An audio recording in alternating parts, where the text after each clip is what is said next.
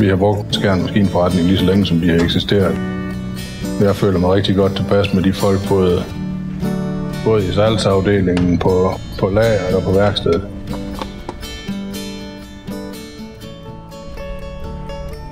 Det er så vigtigt, og det vi snakker om her i butikken, det er jo at få lavet service eftersyn og få sørge for at holde sine maskiner i orden, i stedet for at bare køre med dem indtil man ved, at skidtet det brækker sammen. Man kan selvfølgelig ikke gardere sig 110%, men hvis man har lavet et godt service eftersyn og har nogle kompetente folk til at gøre det, så er man rimelig garderet imod nedbrud, altså på de der dumme ting. De fleste af de maskiner, vi har i marken, dem har vi købt ved Skjern Maskinforretning, blandt andet den majtasker, der står lige bagved mig. Det er en New Holland 6080, 24 fods, 6-røsters maskine. Sidste år høstede den lige knap 300 hektar, og i år der har den indtil videre høstet lige knap 400.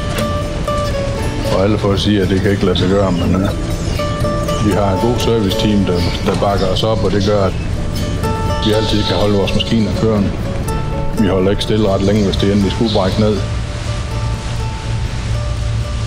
Vi kører med New Holland-produkter, 4 TVT-traktor og en LV 115 rendegraver. Og så har vi til den her sæson fået en 980'er majtasker, den nye rotormaskine. Vi ligger på godt 4 hektar i timen.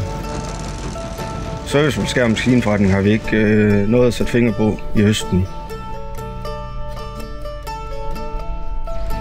Vi havde et nedbrud en søndag aften, hvor jeg fik fat i Kai personligt.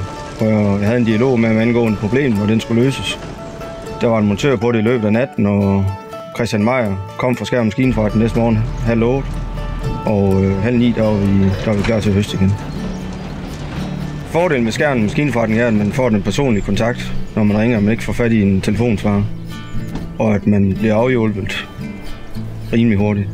Det er en kæmpe fordel.